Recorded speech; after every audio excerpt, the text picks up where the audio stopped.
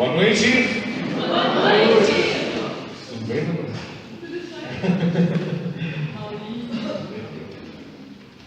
Boa noite para você. É uma grande alegria da minha parte estar aqui mais uma vez na cidade de Itamonte, nesse momento tão especial que a paróquia está vivendo, o seminário de cura e libertação. Quando Deus suscitava no nosso coração essa experiência, e eu me lembro que há pouco mais de 2 anos nós tivemos uma primeira experiência do seminário de cura e libertação. Deus falava no meu coração que através desse, posso dizer assim, dessa empreitada, Ele se utilizaria para transformar a nossa vida, para transformar a nossa história. E ao longo desse tempo tenho visto quantos são os efeitos e quantas são as bênçãos que Deus tem derramado a partir da manifestação do Espírito dentro do ministério de oração por cura e libertação, mas precisamente falando sobre a realidade do grupo de oração. Então quero te dizer que essa noite Deus preparou para nós, para tocar na nossa vida, para tocar na nossa história, e a partir da experiência de ser curado, porque, irmãos, muito mais do que ser curados, veja bem, isso é interessante e importantíssimo de se dizer, muito mais do que ser curados, Deus quer tocar na nossa vida a partir de uma experiência de encontro pessoal com Ele. Que você possa olhar para a pessoa que está do teu lado, dar um sorriso para ela e dizer para ela: Deus tem muito para você nessa noite.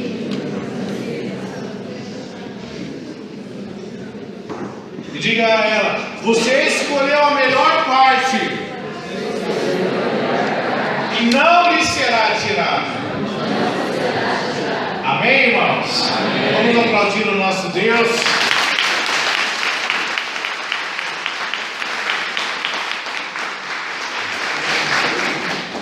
Quero aqui me apresentar para quem ainda não me conhece.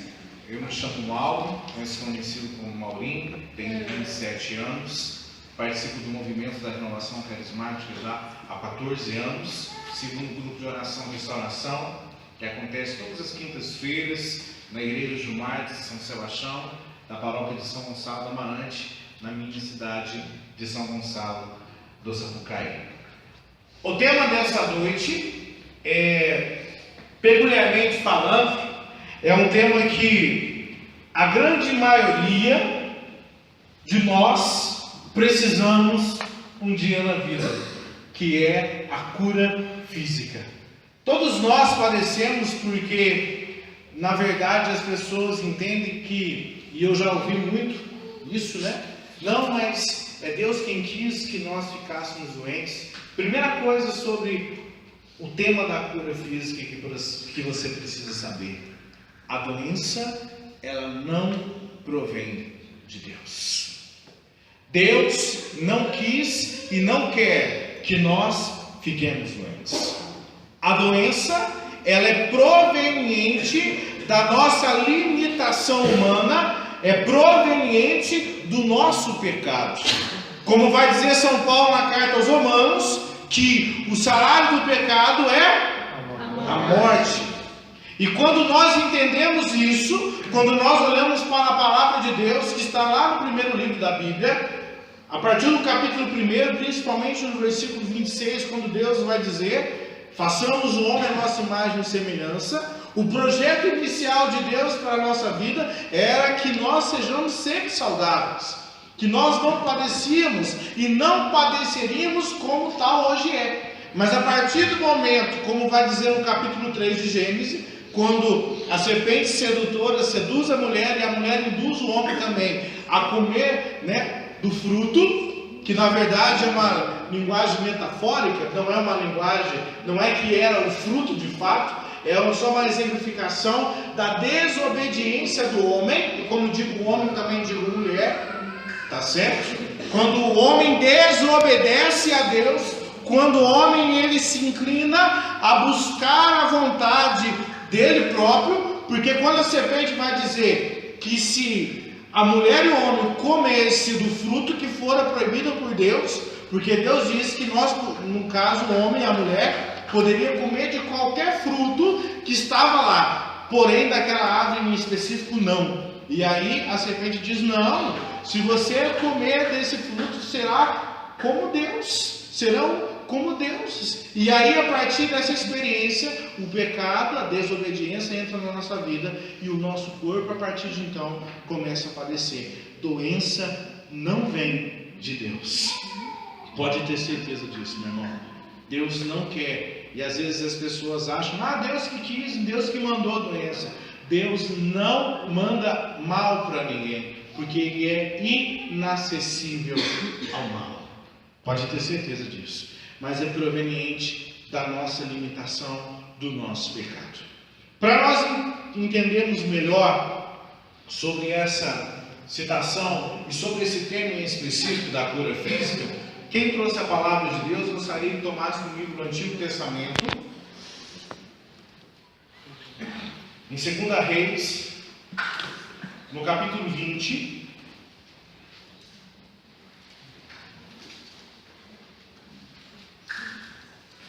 Nós vamos meditar dos versículos de 1 a 8. 2 Reis, capítulo 20, de 1 a 8.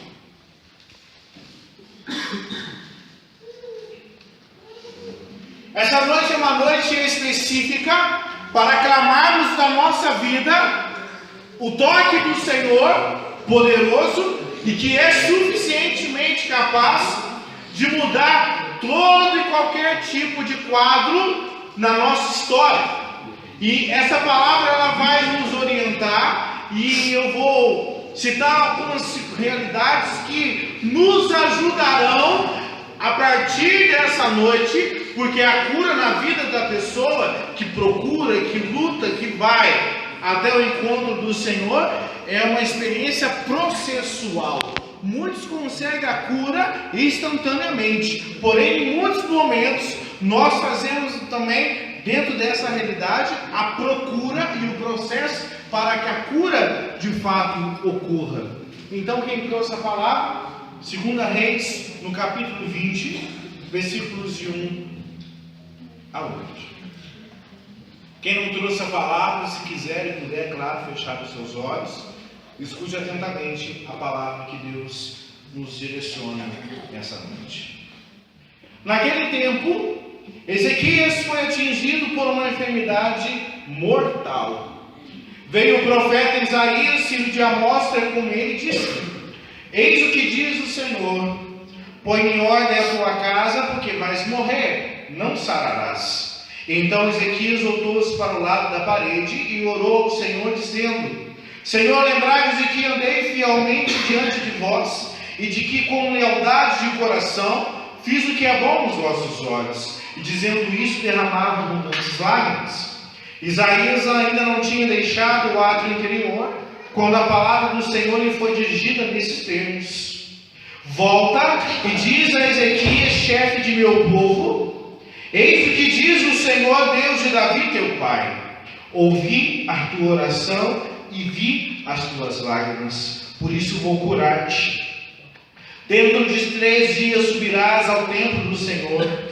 Vou acrescentar 15 anos aos dias de tua vida. Além disso, salvar-te-ei a ti e a essa cidade das mãos do rei da Síria, e protegerei essa cidade, por amor de mim mesmo e de Davi meu servo. Então disse Isaías: trazei-me a massa de figo. Trouxeram-me, aplicou-o sobre a úlcera e o rei ficou são. Ezequias disse a Isaías: qual é o sinal que o Senhor me curou e de que poderei subir ao templo entre 3 dias? Versículo 9. Isaías respondeu: eis o sinal que te dará o Senhor, para que saibas que há de se cumprir a promessa, que queres a sombra se adiante de 10 graus ou recue 10 graus? É fácil, replicou Ezequias, que a sombra se adiante 10 graus. Não, quero que ela recue 10 graus. orou o profeta Isaías, e o Senhor fez com que a sombra recuasse 10 graus no relógio solar de Acaz. Palavra do Senhor. Vamos aplaudir a palavra de Deus.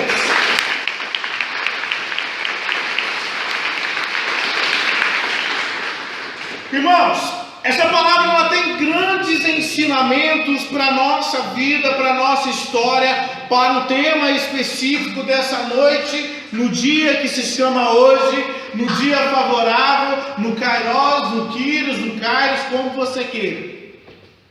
Primeiramente, nós precisamos entender o contexto que essa palavra se dá. Ezequias era um rei chamado, instruído e, posso dizer assim, trabalhado pela vontade de Deus e pelo próprio Deus para estar à frente do povo a um determinado tempo. E a palavra vai dizer que Ezequias, em um determinado momento da sua vida, ficou adoecido de uma doença mortal. Ou seja, a doença a qual Ezequias tinha totais condições de tirar-lhe a vida. Imagino eu que naquele exato momento da sua vida, Ezequias com certeza fez uma grande leitura de toda a sua história e de todo o trabalho, de todo o planejamento, de toda a vida dele, perante a necessidade real e vital que era ser curado daquela doença. Então Deus envia Isaías, filho de Amós, para proclamar um oráculo na vida de Ezequias, dizendo como tal: Ezequias, eu vim aqui da parte do Senhor dizer para você que essa doença a qual você se encontra, esse momento a qual você está, ele vai te tirar a vida. E que você precisa preparar a tua casa, as tuas necessidades, tudo aquilo que ainda está pendente na tua vida, porque você não irá sarar. Imagino eu que foi um barco para Ezequias. Imagino eu que foi um momento muito complicado e conturbado da vida de Ezequias, porque Deus manda um profeta proclamar na vida dele que a doença a qual ele se encontrava, ela lhe tiraria a vida. Primeiro grande ensinamento que essa palavra nos ensina: a doença, infelizmente ou felizmente, dentro do aspecto para qual nós vamos analisar, ela está e é inerente na vida do ser humano. Por mais que nós busquemos a Deus, por mais que nós trabalhamos com Deus, o nosso corpo, ele padece. E a nossa vida, e aqui eu entro até no contexto de tribulação, dizendo para você, ninguém está ileso de passar por dificuldades. Ninguém. Nem mesmo os chamados do Senhor. E aí, meu querido, nós precisamos contextualizar na nossa vida mediante a uma certeza que eu vou te afirmar aqui. Deus, o Senhor Jesus, pode curar a cada um de nós de todas as enfermidades. O que você acha? Sim. Claro, pode. Com certeza. Mas não significa que todas as enfermidades o Senhor vai curar. Primeiro contexto que nós precisamos entender: o Senhor tem o poder de curar todas as enfermidades provenientes da nossa vida, mas nem todas serão sanadas por Ele. Sabe por quê? Porque eu preciso te explicar uma coisa. Talvez em alguns momentos da nossa vida, quando há uma permissão numa situação como essa, quando a doença às vezes entra na nossa vida, a tribulação, como você quiser entra, também tem um propósito de salvação na nossa história. Quando nós olhamos para a palavra de Deus, e Paulo vai citar muito bem isso, que às vezes nós vamos ter também os sofrimentos de Cristo na nossa carne. Então nós precisamos entender isso. Jesus pode curar todas as enfermidades. Ele tem o poder de curar tudo, porque Ele é Deus. Mas nem todas as enfermidades Ele irá curar, porque em muitos momentos o Senhor se utiliza disso para salvar almas, para nos purificar. E de novo afirmo para você e digo que a doença não provém de Deus, porque Deus é inacessível ao mal. Então Ezequias, dentro dessa possibilidade na vida dele, ao invés de murmurar, veja bem, de murmurar, porque no contexto que ele poderia estar vivendo, muito bem ele poderia dizer: mas Deus me castigou, mas Deus não se importou comigo, mas Deus não olhou para mim, mas Deus não foi misericordioso comigo. Eu que busco, eu que luto, eu que estou à frente, eu que aceitei o chamado e o compromisso de estar à frente do seu povo. Deus não foi justo comigo. Deus não olhou para a minha necessidade. Pelo contrário, enviou na minha vida um profeta para produzir em mim a certeza do meu coração que eu não vou sobreviver. Em muitos momentos na nossa vida, em muitas circunstâncias da nossa história, não há necessidade da doença estar alojada na nossa casa ou na nossa circunstância. Mas por qualquer motivo, às vezes, e por qualquer tribulação que entra na nossa vida, nós, ao invés de louvar e orar, nós murmuramos. A cura, ela nunca vai acontecer com lamuriação, com murmuração. A cura, ela nunca irá se estabelecer na nossa vida quando nós não acreditamos no Senhor. E a fé, como vai dizer no Novo Testamento, o autor de Hebreus nos garante, no capítulo 11, no versículo 1, que a fé é a certeza daquilo que não se vê. Veja bem, irmãos, Ezequias humanamente poderia murmurar, mas nós vemos uma atitude totalmente ao contrário, avessa daquilo que muitas vezes em nós acontece.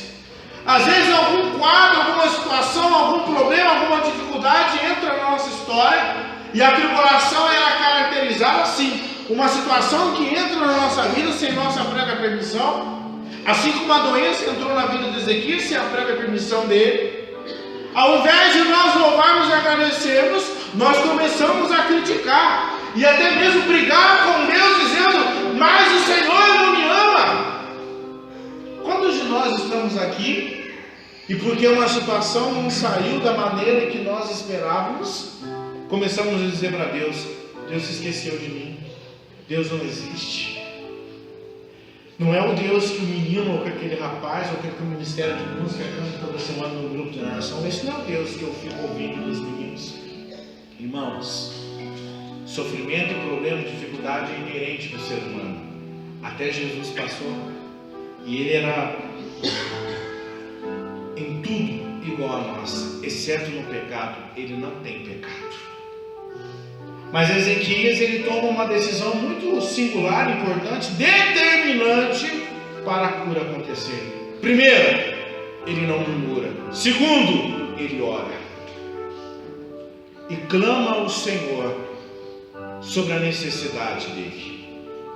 Veja bem, a oração que Ezequias dirigia ao Senhor Deus foi uma oração sincera, uma oração justa de um homem que não murmurou em nenhum momento contra Deus, mas disse com sinceridade de coração e demonstrou na sua oração que Deus poderia e pode mudar o quadro ao qual ele se encontrava. Segredo para nós e chave do sucesso espiritual: oração.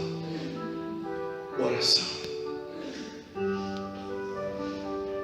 Ezequias orou E a palavra vai dizer que mal Isaías tinha deixado o átrio do pátio, do palácio, e Deus diz a Isaías para voltar lá. E muito interessante de se dizer, porque quando Ezequias ele termina a sua oração, a palavra vai dizer, o autor vai dizer que ele derrama abundantes lágrimas na presença do Senhor. E aí Deus pede para Ezequias voltar diante da situação, mediante a volta de Isaías, e ouve da parte de Deus pela boca do profeta Isaías a seguinte coisa. Presta atenção, irmãos, no que eu vou dizer para você. Quando naquele momento Isaías proclama na vida de Ezequias que a oração que ele havia feito, dirigido até o Senhor Deus, havia sido escutada, e que as lágrimas que foram derramadas nos olhos de Ezequias foram vistas, e aí o Senhor, pela boca do profeta Isaías, vai dizer que Deus estava curando ele de toda aquela enfermidade e que estava acrescentando na vida dele. E aqui até uma peculiaridade, porque denomina e coloca número: 15 anos na sua vida. E aí Deus ele diz uma coisa muito importante, interessantíssima. Ele vai dizer que salvaria o reino das mãos dos assírios por amor dele mesmo. Deus dizendo isso. E do profeta e do seu servo Davi. Veja bem, eu vou citar duas coisas aqui para você, e você precisa entender. Primeiro, que essa palavra nos ensina: nós nunca devemos murmurar diante da tribulação. Segundo, a nossa oração, ela é ouvida por Deus. Olha para a pessoa que está ao teu lado para ajudar ela a fixar no que eu vou dizer. Fala para ela: a única oração que Deus não ouve é aquela que não é feita. Ponto. Você acredita nisso? Sim. Por isso que você está aqui. Segundo, ou melhor, terceiro, dentro desse tópico, a nossa oração tem o poder de mudar e de transformar todas as sentenças pronunciadas contra a nossa vida.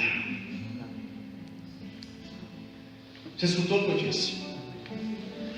A nossa oração, ela é profundamente determinante na nossa história.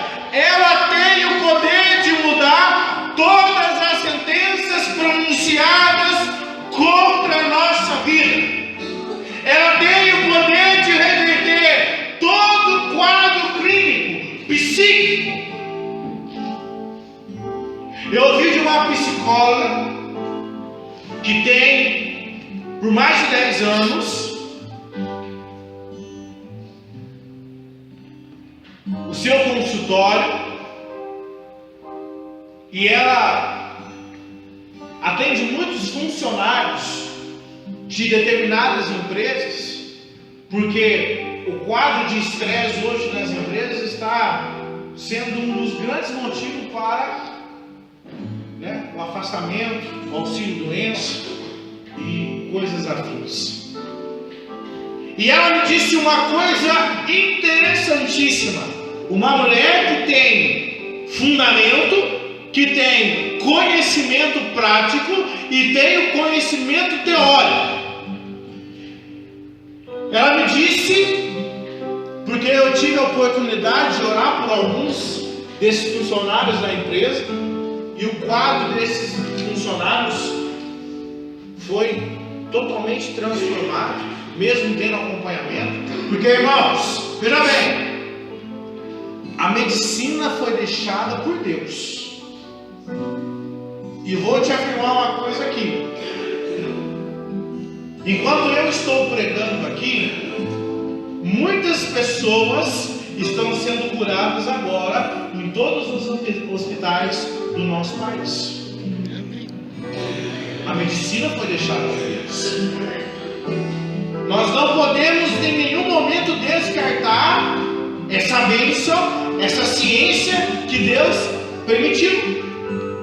Como nós olhamos para a palavra em Eclesiastes, está doente? Vá ao médico.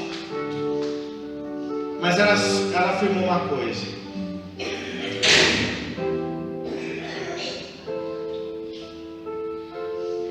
a medicina, a psicanálise, isso entrou no meu coração. Ela tem um fundamento muito interessante e disse assim: que a medicina ela ameniza, mas a fé ela cura. Em muitos momentos.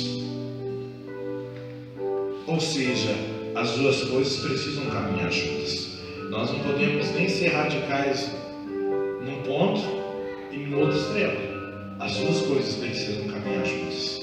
Eu gosto sempre de falar disso quando eu trabalho sobre cura física. Mas voltando para o contexto, dizendo para você que a nossa oração, a nossa fé, ela tem o poder de pronunciar dentro da nossa história e determinar e solucionar e reverter muitos quadros da nossa vida. E eu vou fazer mais uma afirmativa para você. A nossa oração, ela tem o poder de mudar até mesmo as decisões de Deus ao nosso respeito. E eu te provo, está aqui no que nós acabamos de ler. Deus já havia determinado na vida de Ezequias que ele morreria.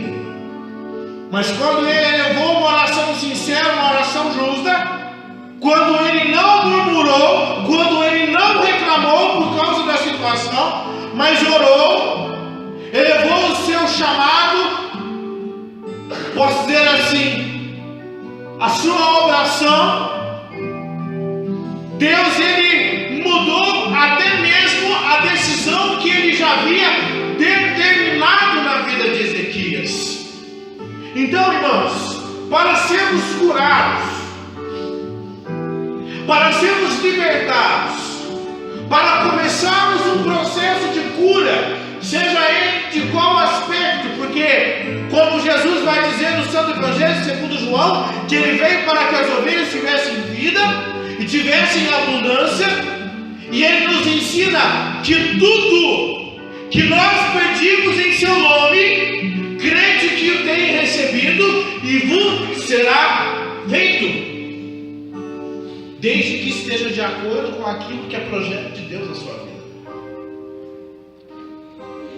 Quando nós ficamos adoecidos mediante a situação, nós temos e podemos colocar a nossa expectativa e a nossa confiança no nosso clamor perante Deus. A cura física que nós estamos tratando aqui, ela não pode em nenhum momento ser o nosso fim, porque muito mais do que falar das curas de Jesus, nós precisamos entrar em contato profundo com Jesus que cura. E há uma diferença enorme e drástica, porque, irmãos, não adianta nada nós sermos curados, não adianta nada nós sermos, posso dizer assim, atendidos, se a transformação espiritual não sobrevir. Ezequias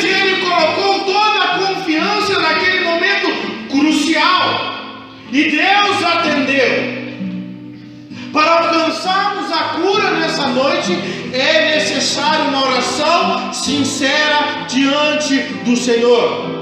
Para alcançarmos diante do Senhor, como vai dizer a palavra em Hebreus, que nós temos um sumo sacerdote e que nós podemos nos aproximar confiantemente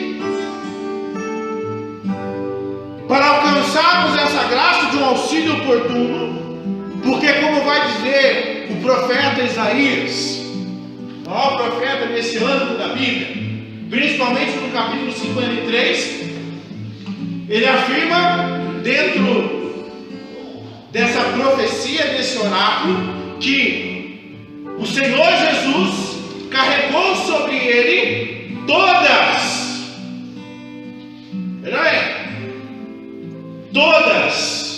as nossas enfermidades. Então Ele pode nos curar nessa noite. Ele pode reverter o quadro a qual você se encontra. Eu sinto pessoas que estão aqui sentadas, me vendo pregar, e que a sua doença não é somente física, mas ela começa a partir das suas emoções que estão desajustadas. Aquilo que nós falamos dentro da psicologia, doenças psicossomáticas, que o cunho dela, a princípio, é o interior, é emocional. Quantas pessoas estão aqui com falsas enfermidades? Tem dor de cabeça, quando melhora a dor de cabeça, você vai para a dor na perna. Quando a tua perna melhora, você tem um quadro clínico dos seus rins. Quando o teu rim melhora, você começa a sentir dores novamente na cabeça. Doenças de cunho de falsas enfermidades.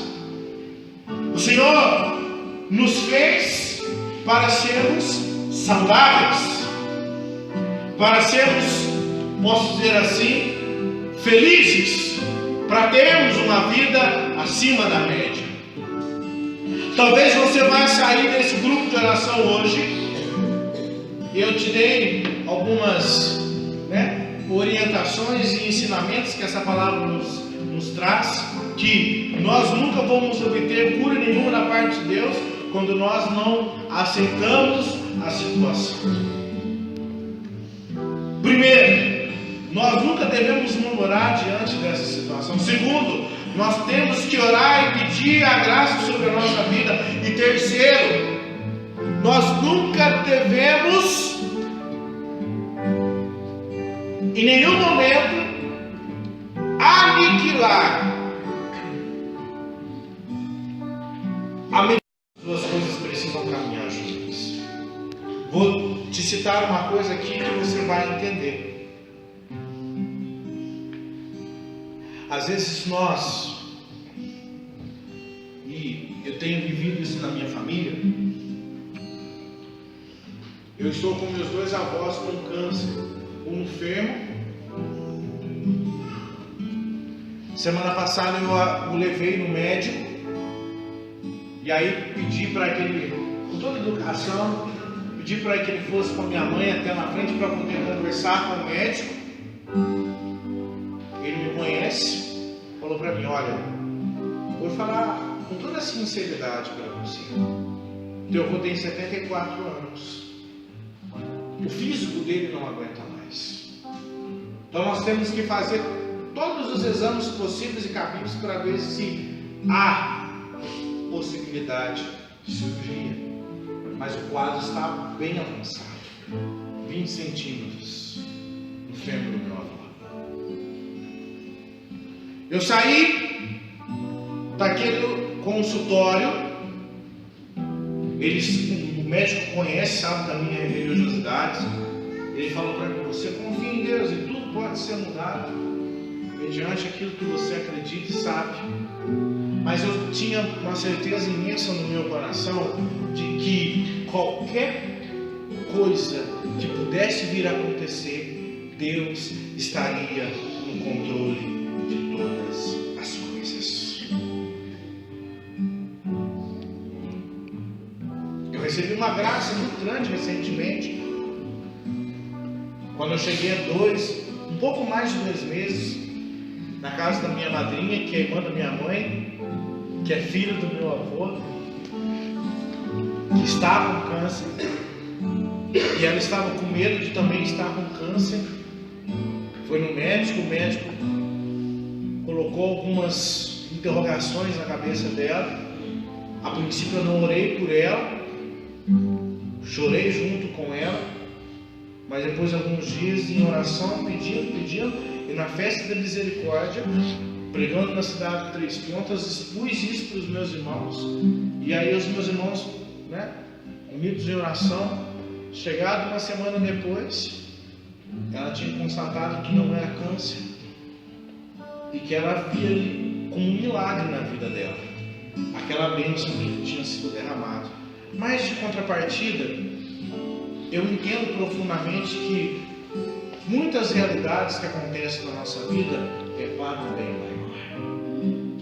Repito para você mesmo: Deus é o único capaz de tirar de uma situação má um bem maior. Assim que nós temos que viver.